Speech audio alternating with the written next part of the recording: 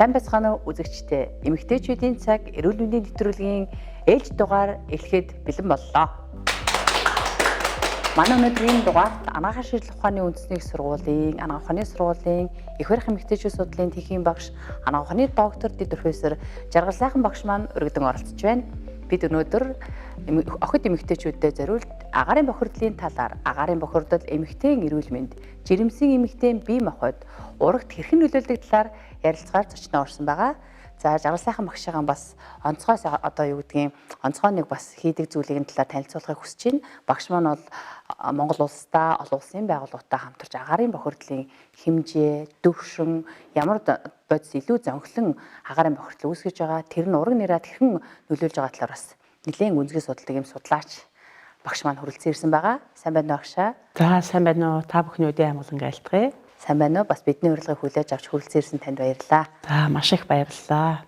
За би ингээд танд зориулж бас манай үзэгч бүсгүүчүүд, эмэгтэйчүүдээс хэд хэдэн асуулт ирсэн байгаа.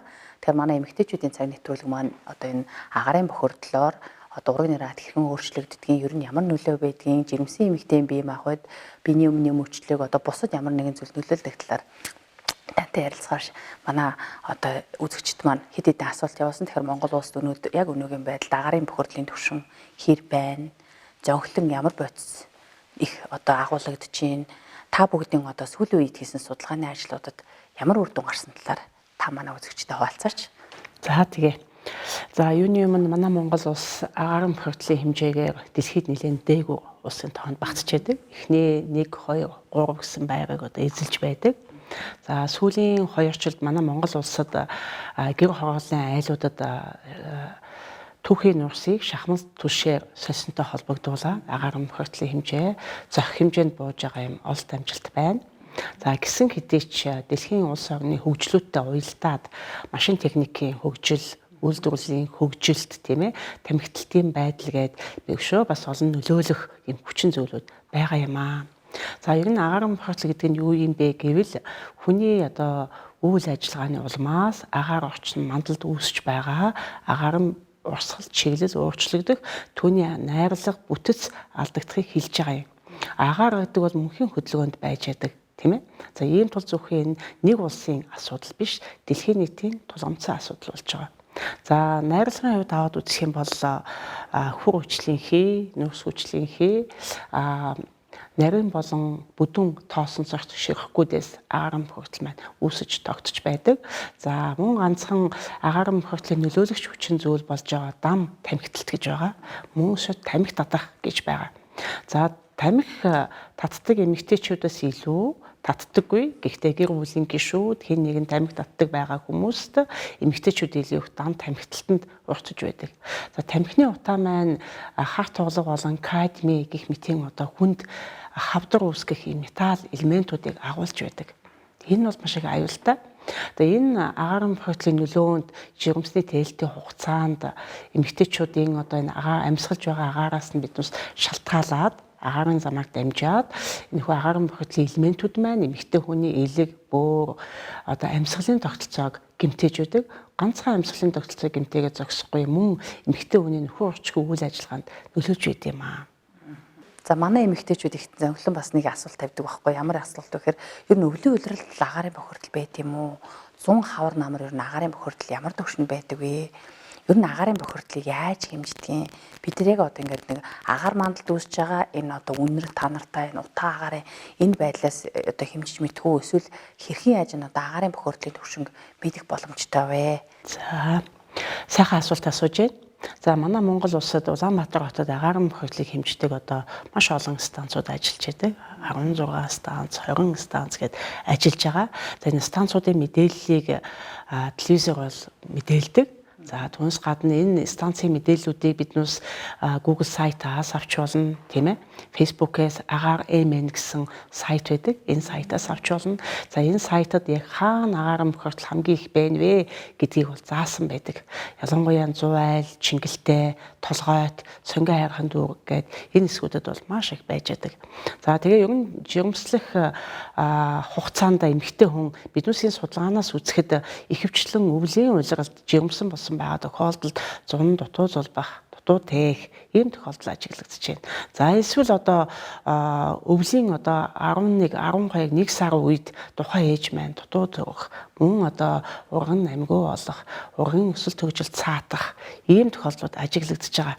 Гэхдээ энэ манай Монгол улсын судалгааны үр дүнгээс үзэх юм бол яг тийм өвлийн улирлын хамаарал бол байгаа.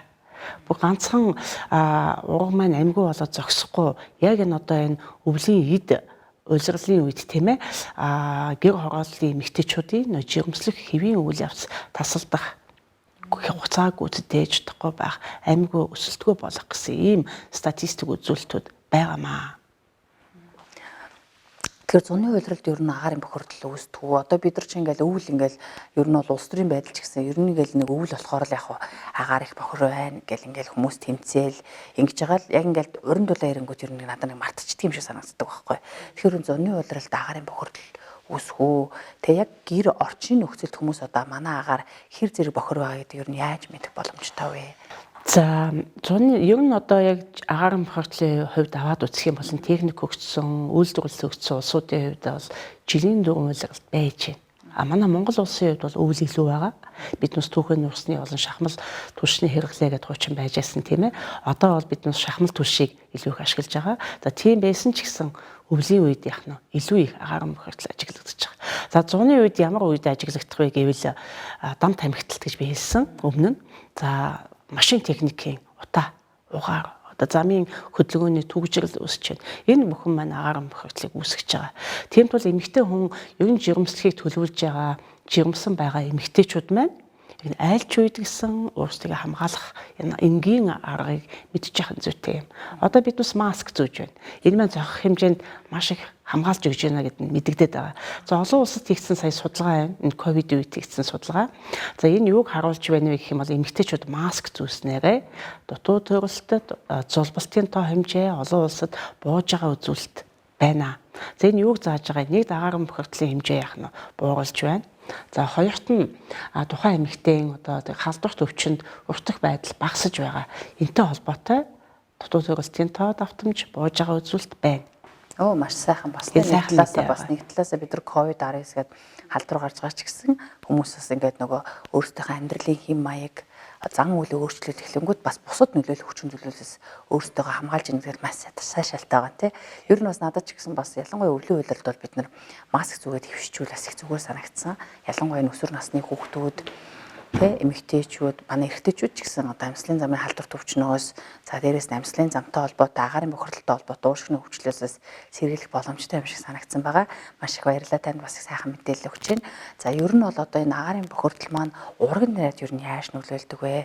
Ялангуяа та түрүү хэллээ өсөлтгүй жирэмсэн, ураг дутуу төрж гин, зулбж гин, урган өсөлтийн саатлууд их илэрч байна гэдэг хэлжсэн. Тэгэхээр энэ судалгааны төвшнгөөс харьцуулах юм бол одоо агаарын бохирдолтой холбоотой байдал нь бол яаж ажиглагдаж байна? Ер нь судалгаагаар ажиллах юм бол за энэ тухай би та бүхэн товчхон мэдээлэл өгье. Ерөнхийдөө маш олон талын судалгааны ажлууд хийгдэж байгаа. Дэлхийн улс болгонд хийгдэж байна. Яагаад гэх юм бол агаар гэдэг нь бол зөвхөн тухайн улсын асуудал биш, дэлхийн нийтийн тулгамдсан асуудал.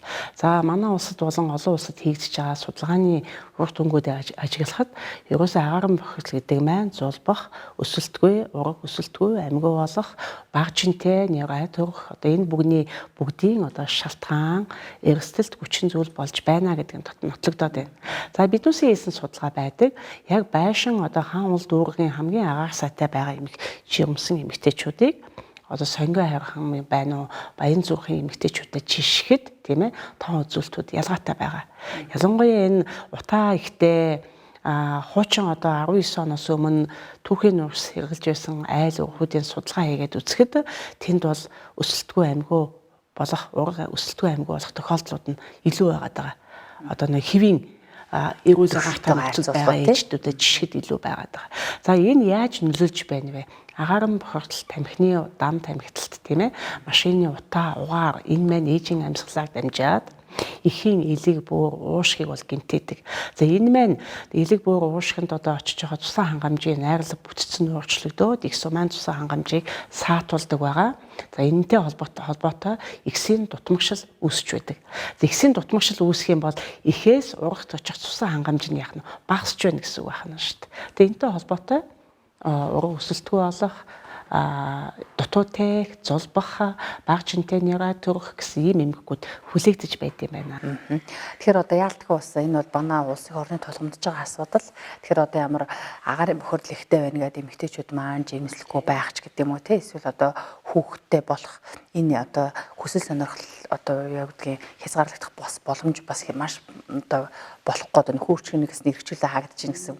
Тэгэхээр ерөнхийдөө бол одоо энэ агаарын бохирдол нэгэн дод улс их ор маань агаарын бохирдол байна. Өнөөгийн одоо бид нар бол айгүй гэсэн агаарын бохирдлыг бууруулъя гэж хийж байгаа маш олон төрлийн ажлууд байгаа ч гэсэн зарим үед бол төдийлөн бас тийм үр дүн өгөхгүй байгаа ч юм шиг санагдах үе байна л да. Гэхдээ бас нийлээ одоогоос бол 5-6 жилийн үетэй харьцуулахад бол бас харьцангуй нөгөө нэг боловсруулсан нүүрстэй хэрэгслэнээс хойш агаарын бохирдол бол ер нь бууж байна. Гэхдээ одоо энэ бууж байгаа ч гэсэн агаарын бохирдол бас бид нартэй өдөр тутам бидний амьдралд яаж уучаас яаж ер нь эмэгтэйчүүд бүсгүйчүүд байна гэр бүлээ хамгаалах уу, үр хүүхдээ хамгаалах уу, ямар энгийн одоо аргууд байна.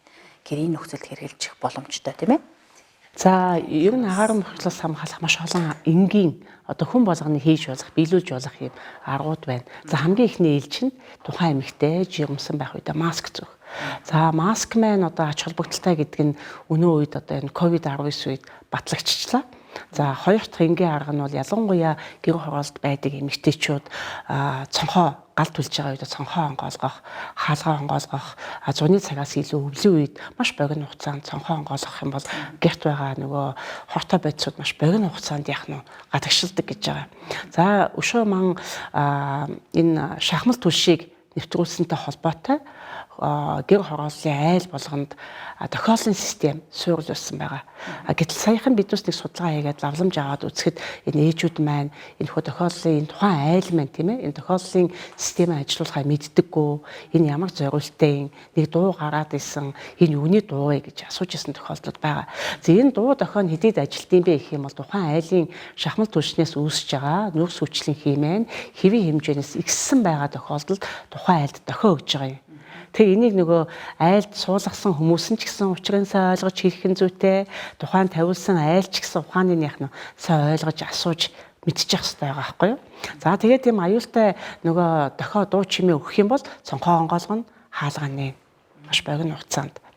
Тэгээ энэ бол хамгийн шилдэг арга байгаа. За хоёр дахь нэг, гурав дахь нэг арга нь бол тухайн эмэгтэй маань дам тамхиталт гэж байгаа. Биднээс ганцхан агаарын бохирдол гэдэг түүхий болсон шахмал нууцны утааг бодоод иж болохгүй. Ерөөсө хамгийн их байдаг зүйл маань тамхиталтайгаа. Айл гэрт нэг тамхи татдаг хүн байхад л тухайн эмэгтэй дам тамхиталтанд яах нь уртж чинь гэсэн үг. За тэгэхээр одоо энэ тамхиталтын хууль бий болоод тусгай цэгт очиж тамхи татдаг юм цэгүүд байгуулсан байгаа. Энэ нь бол нэг усны тухайн одоо хувь хүний агаарын бохирдолтод урталтыг бууруулах юм нэг чухал алхам байгаа байхгүй юу? Тэгэхээр энэ гэртээ одоо тамхи татахгүй байх, тусгай тамхи татдаг цэгт очиж тамхиа татах тий эсвэл тухайн одоо гэр бүлийнхээ хүнийгээ жирэмсний тээлтийн хугацаанд тамхи татгаас зайлсхийх ийм аргуудыг хийх нь зүйтэй юм аа. Маш гоё энгийн аргууд те. Магадгүй бас ийм тусгай тамхи татдаг хэсгийг хүртэл бас ялангуяа одоо гэр оролт ч юм уу те арай орон зайын хувьд боломжтой айлууданд бас хийчих бас болох юм шиг надад гин таныг сайн хэлэнгүүдийг санагдаж байгаа байхгүй. Өшөө бас нэг аргууд байна. Ялангуяа энэ нийтийн тээвэр унаа маань маш их агаарын бохирдол үүсгдэг гэж байгаа. За тийм тул одоо жирэмсэн ээж хүүхдээ авч явж байгаа хүмүүс маань хүүхдээ тэргээд явах нь зүйтэй. Ерөнхийдөө агаарын бохирдол бол 1 метр 50 сантиас доош төвшөнд бол агаарын бохирдол хамгийн их байдаг гэж байгаа. Тэгэхээр нялх хүүхдийг бол өвөл хөдөлж явах нь димий. Хүүхдийг аль болох дээш нь тэргээд явах, тийм ээ. Замаас хол явах гэх мэт одоо энгийн одоо олон нийтэд зориулсан уламжилт аргууд байна. Энийг их нь зүйтэй юм аа гэж бодож байна. Маш гоё чухал аргууд байна. Тэгэхээр бид нар чинь одоо хүүхдүүдээ ингээл жоохон агаарт алхуулъя гэл ингээд идэг боловч яг үн чанартай хэрэг метр 50-аас доош л байгаа юм бол илүү их одоо нөгөө хүнд бохирдолтой агаарт хүүхдээ баргаас сахилуулж байгаатай агаар нэг адил болж штэ тийм ээ. Тий. Тэг өнөөдөр жаргал сайхан багшаа манай бас нэвтрүүлгээд бас энэ хүү асуултуудыг бэлдсэн оюутан залуус маань оролцож байгаа. Тэгэхээр та бүгд маань бас асуух зүйл байна уу? За надад нэг асуулт байна агшаа. Одоо агаарын бохирдол маань эхийн эрүүл мэндэд илүү нөлөөлж гин үү? Эсвэл ургийн хөгжилд илүү их сөргөөр нөлөөлж гин үү? За сайхан асуулт асууж байна. За агаар гэдэг маань хүний амьсгалын замаар дамжиж бүх эд эрхтэнд нөлөөлж байгаа тул их болон урагт хоёуланд нь нөлөөлдөг. За эхчүүдэд юуны жирэмсний хүндрэл үүсэх гол үндсэн шалтгаан болдог. Одоо манай их орхийн судалд маш их түгээмэл тохиолддог. Нийт эмэгтэйчүүдийн одоо 8 эмэгтэй тутмын нэг тохиолддог манс таталтын ууртал гэдэг эмгэг маань агаар бохирдолтой холбоотой үүсэж байна. За түүнээс гадна тухайн эмэгтэй маань элэг уушиг зүрх бүр одоо тийм эмэгтэйчүүдийн одоо өвсөлт өвчнөд байгаа тохиолдолд агаар бохирдол маань жирэмсний тээлтэй явцад энэхүү өвчнийг сэдээх гол үндсэн хүчин зүйл болдог. За ургын талаас мэдээж ихээсээ цусан хангамж тэжээл авч байгаа юм чинь энэ агаар бохирдлын нөлөөгөөр их сум маань цусан хангамжийн дутмагшил үүсдэг. Дутмагшил үүсгээр ихээс яг нь хангалттай хэмжээний цус тэжээл хүүхдэд болон урагт очиж чадахгүй гэсэн үг. Үүнтэй холбоотой хангалттай хэмжээний цусан хангамж тэжээл байхгүй байгаа учраас зулбах, өсөлтгүй болох, ураг ихийн хөвлөд амьгүй болох, улмаар эссэн мэнд турсан ч гэсэн бага жинтэй нярай төрөх, оюуны хомсдол үүсэх ийм эрсдлүүд хүлээгдэж байгаа. За ургын гажигтай холбоотой судалгаанууд маш бол их хийгдсэн. Ингээд судалгааг хийгээд үзэхэд агаар бохирдол маань урган гажиг үүсэх нэг шалтгаан эрсэлт хүчин зүйл болдог гэдг нь батлагдсан. За энэ юутай холбоотой вэ гэх юм бол агаарын найрлаганд агуулгадж байгаа хүнд металлын элементүүдтэй холбоотой. За агаарын найрлаганд одоо энэ тамхиталтаас үүссэн техникийн замын утаа байна тийм ээ. Энтэй холбоотой үүсэж байгаа харт туглаа кадми гэдэг хүнд хавдар үүсгдэг ийм хүнд металлын элементүүд агаарт дэгдэж явж байдаг. За энэ мөн эхийн амьсгалын замаар нөлөөлж ургын өсөлт хөгжилтийг саатуулдаг нь батлагдсан байна. За маш сайхан сонирхолтой асуулт тавьсан оюутан залуустаа баярлалаа.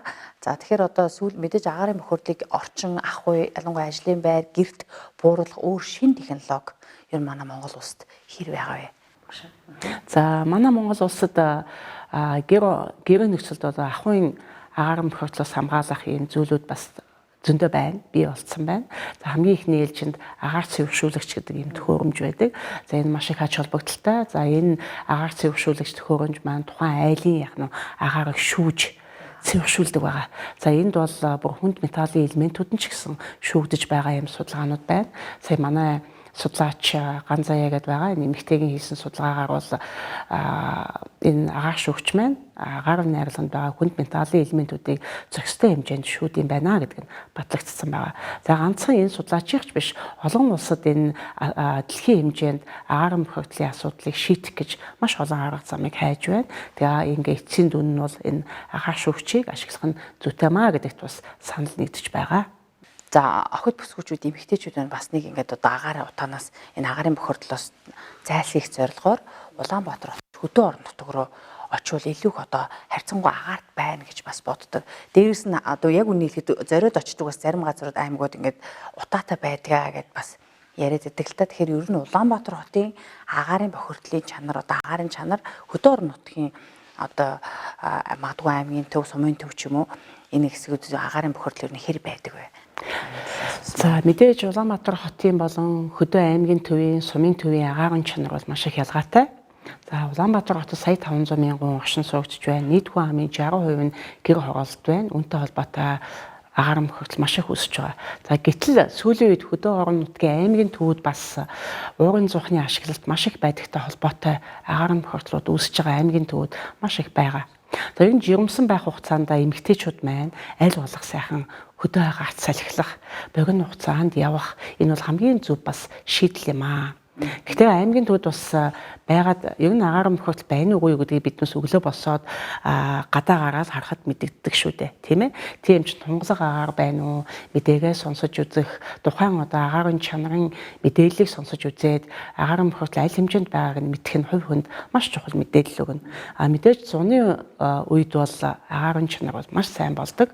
Гэхдээ машин техникийн утаа байгаа дам тамхиталтанд уртх юм бол агаарын бохирдол бас байсаар байна гэдгийг санах нь зүйтэй. Ялангуяа одоо сая ингэж гэж та бид нар ингээ сая ингээ жимсэн эмэгтэй бие махбод ургийнхаа талаар ярьлаа л да. Тэгэхээр ер нь бас хүүхдийн эрүүл мэндэд бас нэлээ ноцтой. Ялангуяа одоо өвлийн үйл болоод илэнгүүд хүүхдүүд манай амьсгалын замын томуудас төвчин тэгэл хатгалгаа гэдэг ингээ хөвгддөг. Тэгэхээр агаарын бохирдлын төвшин хүүхдийн эрүүл мэндэд ер нь яаж нөлөөлж байна? Энэ талаараас таны судалгаануудад хийсэн үр дүнгээс. За агаарын бохирдол бол бүх хүнд нөлөөлдөг. ганцхан жирэмсэн эмэгтэй биш тийм ээ.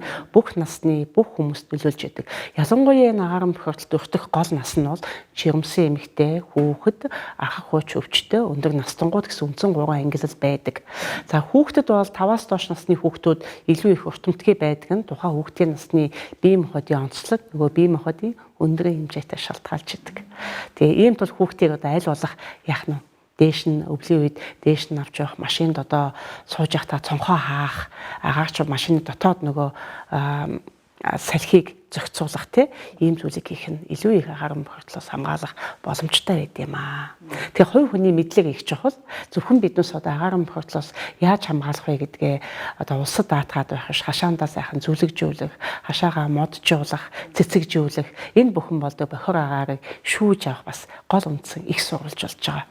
Таадаа сайн 1 тэрбум мод тарихын зорилт төвшүүлж байгаа. Энэ бол мэдээж агаар бохирдлыг зохих хэмжээнд буулгана, эхчүүдийн эрүүл мэндийг одоо сайжруулах бас нэг том чухал алхам болж байгаа гэж би бол багш хүний хувьд дүгнэж байна. За агаарын бохирдол маань одоо эмэгтэйчүүдийн маань гоо сайхан арьс магадгүй энэ хөвшөлтөнд ер нь нөлөөлдөг юм судалгааны үр дүнгууд байдгүй. За агаарын бохирдлын одоо найрлаганд би өмнө хэлсэн байгаа фундаментал элементүүд агуулгадж байдаг гэдэг. Энэ ганцхан амьсгалын замаар нөлөөлөх биш хүний биеийн арьсны гадаргууд бууж сууж яадаг. Зэнтэй холбоотой арьс салс хуураших, арьсны одоо тууралт үүсэх, нөсөөс сэвх үүсэх гэх мэтийн одоо эмгэгүүд тохиолддог. Ийм тул одоо яг агаар бохирдлын эд үед нүрээ чигшүүлэх, тэжээлийн тос одоо хэрэглэх, гоо сайханд явах тийм ээ. Ингээд ийм чиглэлийн үйлчлэгээнүүд нь бол арьсыг чигшүүлж өгч агаар бохирдлоос хамгаалах боломжтой байдаг. Түүнээс гадна энэ гоо сайхны косметикийн бүтээгдэхүүнийг зүй зохистой ашиглаж чадах юм бол агаар бохирдлоос хамгаалах боломжтой. За ингээд мэдээж агаарын бохирдол маань ингээд залуучуудын маань бас охид бүсгүүчүүдийн маань эрүүл мэнд нөлөөлөхөөс гадна ер нь ахмад настай хүмүүсийн эрүүл мэндэд хэрхэн нөлөөлдөг талаар та манаас тайлбарлаж өгөөч. За ахмад насны хүмүүс маань мөн бие махбодын архаг хууч өвчин маш илбэгтэй байдаг. Ялангуяа уушигны астам, даралт экс өвчин, чихэн шижүү өвчин, таргалалт гэдэг одоо нийгмийн тулгамдсан эмгэгүүд байдаг. Энд өвдсөн байдаг учраас агаар бохирдол маань энэхүү өвчнийг сэтээх гол үндсэн хүчин зүйл болдог. За олон улсад хийгдсэн хавдрын судалгаанаас үзэхэд өндөр настангууд нь агаар бохирдолтод өртсөний улмаас одоо өвчлөх магадлал нь их байна гэдэг нь судалгаагаар батлагдсан байна. Ялангуяа уушигны өмнө өвчин тийм ээ нэлээ их тохиолдож байгаа. Мөн баг илэгний өмнө ч тохиолдож байна. За юм уу цаашлаад энэ агаар бохирдол ихтэй улсуудад судалгаа хийгээд үзэхэд үе мөчний хөдөлгөөнд бас нөлөөлдөм байна гэсэн судалгаанууд байгаад байгаа. Тэгэхээр агаар бохирдол гэдэг ойлголт маань ерөөсөө хүний бүх бие махбод системд нөлөөлдөг эмгэг юм байна гэдгийг л ойлгох нь зүйтэй. За би сая нэг зүйлийг бас хэлээгүй байна лээ. За хүүхдүүдэд хийгдсэн судалгаанд хүүхдүүдийн дунд уушигны хатгаа, уушигны астам өвчин бол маш их зөнгөлсөн тохиолддог. За энэ нь ялангуяа 5-аас доош насны хүүхдүүдэд байгаа. Энэний гол өдөөгч хүчин зүйл нь агаар бохирдол болд юм шүү гэдгийг ээж аавуудаа бас анхааруулж хэлье. За баярлалаа. Тэгэхээр одоо мэдээж манай нэвтрүүлгийн одоо цаг дуусах өгч байна. Тэгэхээр би танаас бас асуугаагүй та манаас ард иргэдэд эмэгтэйчүүд маань хэлээ зөвлөөд өгөх зүйл байна уу? Үлдсэн зүйл байна уу л гэж. За бас сайхан асуулт санал тавьж байна. За юуны өмнө агаар бохирдлоос аль ч насны хүн хамгаалах боломжтой юм аа. Энэ бол та бидний мэдлэгээс маш их шалтгаалдаг. За хоёрт нь тухайн эмэгтэй эрүүл байж иж эрүүл хүүхэдтэй болно. За тухайн эмэгтэй архаг хууч өвчтэй суур байгаа тохиолдолд агаар бохирдол маань тухайн өвчнийг сэдээх хүчин зүйл болдог. Ийм тул та бүхэн жирэмсний хяналтанд байхдаа эмчийн хяналтанд сайн явах, түүнээс гадна бүх жирэмслэхээс өмнө бие махбодод байгаа архаг хууч өвчнөө эмчлүүлж үүнийхээ дараа жирэмслэх нь маш зүйтэй юм аа. За их эрүүл байгаа тохиолдолд эхээс эрүүл хүүхэд мэдлэн. За ийм тул эхчүүд та бүхэн жирэмслэхээс өмнө бие махбодоо эрүүлжүүлж жирэмснийхээ үедээ эмчийн хяналтанд тогтмол явж чадах юм бол эрүүл эхээс эрүүл хүүхэд төрнө. Энэ маань агаар бохирдолтод өртөх нөлөөллийг багасгах бас нэг чухал хүчин зүйл болно гэдгийг та бүхэндээ хэлье. Баярлалаа. За бидний урилгыг хүлээж авч хүрэлцэн ирсэн багштай баярлалаа. Ингээд эмэгтэйчүүдийн цаг нэвтрүүлгийн маань энэ удаагийн ээлж дугаар өндөрлж байна. Та бүгд сайхан амраарай. Баярлалаа.